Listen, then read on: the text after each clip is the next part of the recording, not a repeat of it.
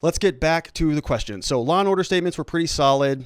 Hit the like button. Who do you think won the debate? That's a really hard question. I'm not real sure that there were any winners in that debate. I think that this is something that unfortunately is, hey, there it is. Jose Gamboa.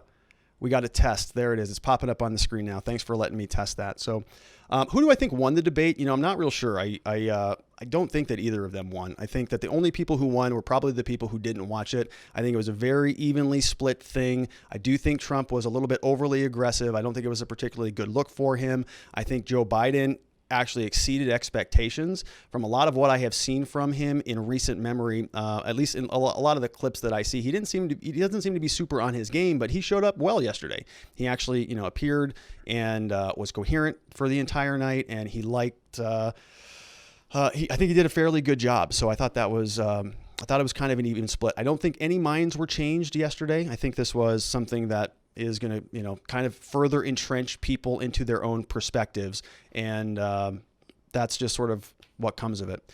I did make a comment on Twitter, though, yesterday. I did actually say my initial thought was that Trump sort of lost the debate. That was my initial reaction. And then I was reading a lot of the commentary. I was watching Twitter. I was watching some of the news channels. I was watching some periscopes and things. And I was seeing a lot of the commentators saying that the debate 2 and 3 should be canceled. They should be off. They should be gone. And my thought was, I remember back when I was a kid, and when I would beat somebody in a sport, or I beat somebody in a game, or I would do something like that, they would not want to play again, right? Remember when you're 10 years old, you beat somebody in checkers, you say, you just smoke them in checkers, and they say, I don't want to play again. I don't want to play anymore. And that is because they lost. So when I saw that the Democrats were suddenly saying that the second and third debates should be gone, they should cancel those things, I thought, that means they lost this thing. Because if they were winning, if they felt very good about it, then I would just presume that they would want to come back and whoop his butt in the debates 2 and 3. But they didn't want to do that. And similarly, I didn't. When I lost, I didn't want to play again. And to me, that's what it felt like Joe Biden was doing. They were actually, or he wasn't doing it. I think his campaign actually came out today and said specifically that this was going to be, they were going to continue with the debates 2 and 3. So we'll see what happens. Why don't they mute the mic when it's a candidate's sole time? I did think that. So I was wondering if they were going to do that. And I saw a news article today that the debate commission may actually modify the rules. So I think in debates 2 and 3, they may actually try to cut the mic on those things. I would guess that Chris Wallace did not have that in the agreements. As you can probably imagine, there are lawyers from both sides of these campaigns really hashing out the rules of the debates prior to the debates taking place. So what happens is, they were talking about breaks every 30 minutes for Biden. We saw a lot of that material get leaked out. I think late yesterday before the debate, we saw what some of the terms were that these two people were negotiating about. And one of them was about breaks. One of them was about, doing an earpiece check. We saw a lot of that type of stuff. So I'm going to guess that in the stipulations, in the agreement between the two parties, they made an agreement that they were not going to cut mics. I'm sure that's in documents. I'm sure that's in writing someplace, but that was not something that we saw. Now that may change. So the debate commission may say, hey, look, enough of that. That was a disaster. They're right. It was a disaster. There's no question about that. It was not a good debate. It was one of the worst things I think I've ever seen ever. And I've seen a lot of bad TV. It was very, very bad, not productive. But so they may modify the rules. I think if Trump knows that they can shut his mic off, he may behave himself a little bit more, and they won't actually have to shut the mic off. And Joe Biden wasn't particularly well behaved either. He was calling him a lot of names, calling him a racist, calling him a clown, saying, shut up, man, so that was not particularly presidential anyways. People really like to dog on Trump because he's Trump, but we know who Trump is. Joe Biden, I think, he was a little bit ornery. He was a little bit, I think, not, friendly, happy-go-lucky Joe Biden. He was, I'm irritated, and it wasn't a particularly good look for him. All right, some other questions, some good questions coming in. Kier Hupak says, neither one in the end. I was utterly disappointed that Biden did avoid the important questions. Refusing to answer questions just means that he's got something to hide. Yeah, there were really no good questions. I mean, almost no good questions were being asked. And to me, it did, I got to be honest, it felt like a 2-on-1 to me for sure.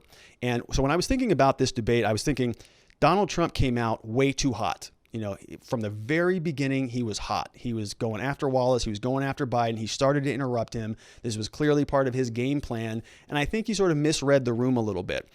He probably came into it with the perception that this was going to be a 2-on-1 thing. And I don't think he was wrong on that. I think it was a 2-on-1. Every time Donald Trump started going after Joe Biden about, Hunter Biden or about some of these things, about Antifa, about the things that didn't look good for Joe Biden, Chris Wallace just jumped right in and almost kind of saved him a little bit. And then he gives Donald Trump condemned the Proud Boys, but he didn't give any condemnations to Joe Biden or the opportunities for that. So it felt like a 2-on-1 to me, but Donald Trump easily could have come out and been cordial and been friendly and said, hey, we're going to just treat this as a regular debate. When the tables turn, when Chris Wallace would have flipped from being a neutral arbiter moderating a discussion to somebody who is now almost openly advocating and framing questions and saving Joe Biden, then Donald Trump should have flipped that.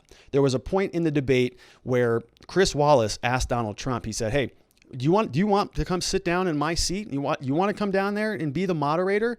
I think that an earlier version of Trump, a wittier version of Trump, or somebody, the 2016 version of Trump would have said back to Chris Wallace, no, why don't you just come up here? It sounds to me like you'd like to come up and stand up here next to Joe Biden. You want to do that? Happy to debate both of you if you'd like. That would have been one of those questions that really just sort of reframed the entire situation. But he didn't do that. He kind of got into it with Chris Wallace and then got into it separately with Joe Biden. I just didn't think it was that effective. It wasn't a particularly good look. Most of the public knows that Donald Trump is not a particularly, friendly, happy-go-lucky, let's talk about sunshine and rainbows and butterflies. That's not who he is. That's not his personality. And I wasn't expecting that. But what I saw last night was too much. It was too much Trump, right? We got to turn that down a little bit because it got into the point where it wasn't even productive at all. It was really concerning.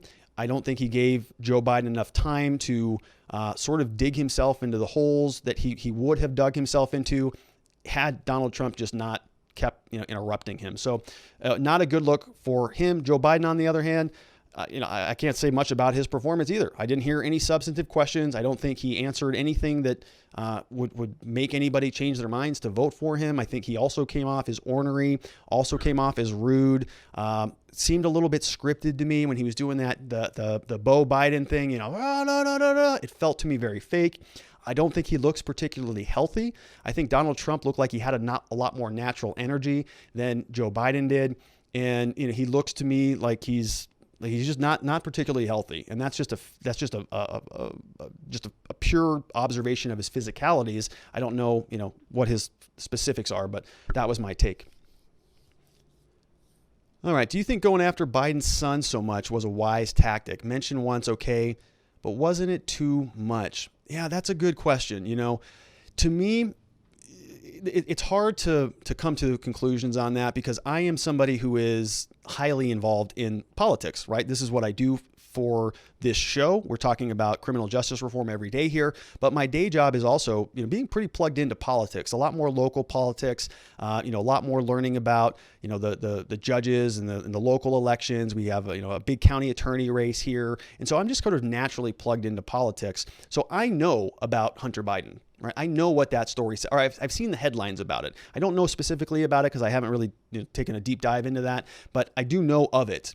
And so I don't know what Trump was doing. I don't know if he was trying to educate people on this issue or if he was just attempting to,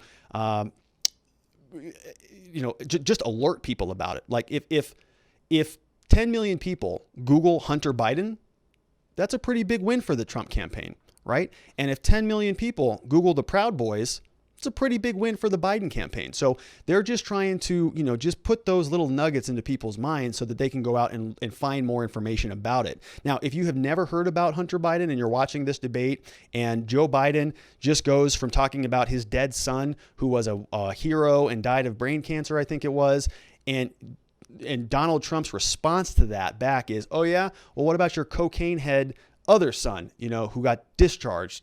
To me, that's kind of a calloused thing. Donald Trump could have said easily, listen, Joe, I know you lost a son. Terrible thing. No president should ever, or no person should ever lose a child. Parents are supposed to go before their children do. So sorry for your loss. That being said, we got to talk about your other son, Hunter Biden. There's a different way to sort of address that. And he just went right after Hunter Biden. But that's what Trump is. That's what Trump does. So it is, it's just part of his style. Pete said, hey, just wondering, have you covered Trump's comments regarding white supremacists? Yeah, Pete, we did. We covered that on today's show, so just scroll on back. Michael Phelps says, had to go after the other son because his other son actually was a good person that went in the armed forces. Trump's kids are worse than Biden, didn't attack them, Apache King says. Yeah, so it could have gone either way, right? You could easily say Joe Biden was above the fray on that. Internationally, his son is a major international scandal. It would be like if Bush had a son that suddenly ended up on the board of an Iraqi oil company receiving a significant pay. Yeah. I mean, it sounds to me like there's something there, but I haven't taken a deep dive into that. Warborn says, apex predator, make America great again. With the addition of having no relevancy for the job other than his father's involvement. Yeah, that's really where it comes into play. And listen, I know, we have this ruling class that exists without any question of a doubt, right? We all would agree on that. And this is why when the story came out about Joe Biden, Mitt Romney comes out from the Republicans and he says, well, no, that's inappropriate. Kids should be off limits. Well, that's because Mitt Romney has all his kids doing the same thing. They're all part of this upper echelon oligarchy that is really just controlling everything and making a ton of money, all at our expenses, as far as I can tell. All right, at least Trump acknowledged he knows who Antifa is. When Trump gets 4 more years, Antifa will have maybe 5 cities to choose from. Otherwise, come check us out, Antifa, if your coworkers are here. Trump's kids didn't make millions. This is from Michael Phelps. That's because Trump's kids didn't make millions of dollars while Biden was vice president working for an electric company in Russia, where they know nothing of power companies or even Russians. This is 100% right. I mean, we saw this with the Clinton Foundation. You remember that? The Clinton Foundation was making money hand over fist, and it was all this donation, for the Clinton Global Initiative and all this stuff. And then as soon as Hillary Clinton lost that election, the funds dried up. What happened with that? Well, it's because it wasn't about a charitable gift. It was about buying influence. It was about getting your name on a list. It was about being a part of that inner circle. You make a big fat donation so that when Hillary is presumably the president, which everybody thought she was going to be, you get to call in those favors. Hey, remember when we gave you $2 million or $7 million or a couple $100,000 or here and there? These politicians, they go and speak. They get $400,000, $250,000 for a half-hour speech or for an hour speech. What do you think that is? Do you think that is because they're going to get $250,000 of value out of that speech? No, it's because these people are buying influence. That's all this is. When they get into power, they're going to give back some of that, right? It's quid pro quo all day. They're just doing it under the name of an honorarium for a speaking engagement. So all of the kids for all of these, oligarchs are all doing the same thing. And Donald Trump and Joe Biden, I don't think that they're exempt from that. All right, some other comments. The Proud Boys from Hilly Dilly. The Proud Boys are not white supremacists because there's a lot of them who are not white.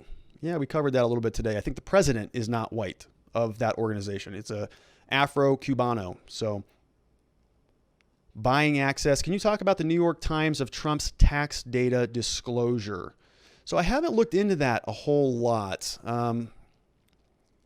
The stuff I've seen is very topical. I haven't looked at his tax returns. I haven't seen any formal indictments or anything like that. To me, the idea that a billionaire is not paying any taxes is just par for the course. I mean, to me, if the allegations are true, if Donald Trump didn't pay any money in taxes, in personal income tax, according to his whatever he files. I don't know much about it, but if he didn't, that's the point of being a billionaire. You get to be a billionaire by not paying taxes. Nobody wants to pay taxes. I don't want to pay taxes. Taxes, I've gone over it on this show for a long time. I think taxes are about as close to theft as you can get. I understand that some of it is necessary, but we talk about the property theory of labor and this idea that when you are, when you're mixing your labor with the things that you're doing in the world you create property. And so your property is sort of an extension of your life. And if they're taking away your property, which is your money, they're kind of taking away your life. So when you go to these big cities or these big states where 50+% of your income is being literally stripped away from you, you're trading your life, your time for that money by mixing your labor with the world, and that turns into money. You take that money and that is an extension of your life. You use that to go empower your life. You use that to go, put your kids through school and take care of your elderly parents and all those things. So when the government just rips half of it off, in my mind, they're stealing a part of your life. And what we want to do as Americans is provide value and provide, good service and create things for other people. And we want to not pay taxes on our consumption of products or minimal taxes. So when a billionaire is doing that, they all do it, right? That's all the millionaires, all the billionaires do it. They use all the loopholes. They have huge, powerful attorneys. They set up these things called family offices where they create these separate companies that they fill with financial advisors and other people who are going to help them specifically avoid paying taxes. Now, just because Donald Trump may not individually be paying, taxes to the federal government, I will tell you this, we run a decent sized small business here and we have an awesome team of people and we pay taxes. It really, really hurts our ability to grow as a business. We pay so many taxes. We can't hire people because of, if we took that money that we would have otherwise been paying to the government, if we could hire more people, we could, get more resources, help more people in the world. So the taxation thing, I think, is kind of a nothing burger in my opinion. That's why I haven't looked much into it. But if Trump gets indicted or something like that, then we'll revisit that topic for sure. Taxes are theft when you bring it down to its base components. It's just seen as justified theft because everyone utilizes social infrastructure. Like the video, guys, from Hilly Dilly, the tax is rendered by way of employee payouts as well. Yeah, just because he's not, he may not be signing a check that says it's going to the IRS at any point in time doesn't mean that he's not paying taxes. Everybody who books a room in his hotel is paying a hotel tax. Every single person who works for him, there's payroll tax, employee tax, health insurance, all these different things are all taxed to death. So the organization, the Trump empire that he's built, his businesses are paying insane amounts of taxation in different ways. But what people like to do is point to one specific thing. So again, it's taking it out of context. And Trump kind of answered this question last night, and he's using the financial terms. He said hey, we got more assets. We're perfectly leveraged right now. We can go get loans. He's speaking, so he's talking in a business way, which the American people, I don't think really understand. It's sort of over their heads. People just want to know what's the number. What's the number that you paid to the government? Did you pay more than me or less than me? Wait a minute, you only paid $750? That's not fair. I paid $5,000 last year. So therefore, you're ripping us off. But they don't realize all of the other taxes that are being generated, all of the other revenue, which is being taxed at every step of the way as it's going through the process, right? You book a hotel, you go stay at the hotel, you go and you buy a bunch of stuff while you're traveling, the airlines. So we're trying to create some economic activity. The way to do that is with lower taxes. And Joe Biden specifically said last night, much to my dismay, that he was going to roll back the Trump tax cuts. So the tax rate will go from 21 to 28 or whatever he said, which hurts small business. It hurts the little guys. Donald Trump, Joe Biden, Hunter Biden, all of these mega billionaires, they're going to be fine. It's the little guys who get the brunt of the tax burden, and they're just going to raise that up on us again, which is unfortunate. All right, so no one is forced to pay taxes. You only pay taxes if you buy taxable items or earn an income, neither of which you have to do. Yeah, that's true, right? If you don't make any money, don't have any taxes to pay. All right. Ma the Fox says that Trump did pay $5.2 million in carry forwards to the IRS 2016, 2017. And it was even stated in the New York Times article itself. He's just losing enough money to pay little.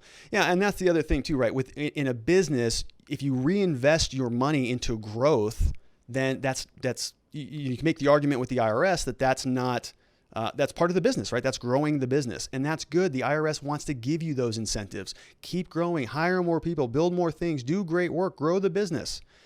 When the government comes back and they say, hey, that money that you were going to use to expand your business, we're going to take that because we need that to do something stupid, which they do. I don't know where any of this money goes, but they need to take that for themselves. That hurts us. We can't go hire people. We can't go open up a new office. We can't expand into California. We can't do things that are going to be helping more people who need our help. So it is very unfortunate. Zach Wallace says, I've been religiously following the show. I love the level of objectivity that you strive for. Thank you. Thank you, Zach. I appreciate that. I try to be as objective as I can. Of course, I have opinions, and those are going to spill over into the commentary, but I try to give a fair shake to both sides, show everybody, the pros and cons of both sides, and sort of lay it out, and then you can be free to make your own conclusions. And so on that note, everybody, I want to say thank you so much for joining us today. I know probably most of you are experiencing some debate fatigue, as am I. And so tomorrow we'll be back here at the same time. It's going to be 4 p.m. Arizona time, 7 p.m. Eastern time, 4 p.m. Pacific time. And we'd love to have you here. We love these conversations. Super fun to take a look at some of these questions and actually, answer them and have these discussions. They're great questions. I appreciate you being here. I'm going to try to work on maybe doing a call-in type of technology. So now that I got this chat box working, I'm feeling pretty saucy. So I may try to get a call-in show going at some point. I think the channel is probably a little bit too small for that right now. Probably would not have enough activity on the call-in line, which is why I'm going to ask for your help. If you can, please share the show, send it to a friend. Let's get some more people joining us on the conversation, because these chats, I think, are so important in helping move the ball forward. The more we can talk about these issues, the more that we can really dissect what is going on and hold everybody accountable. That is the real crux of why this is going to work, is because we want to hold people accountable. There's too much fake news from both sides. There's too much political spin going on from both sides. Let's go to the sources, the primary sources. What do they say about these issues? We'll do some analysis here, and then hopefully we can see some meaningful change that we can all be happy with. But we'll be back here tomorrow. Thank you so much once again for being here. Make sure you hit the subscribe button. Have a wonderful evening. Talk to you tomorrow. Bye, everybody.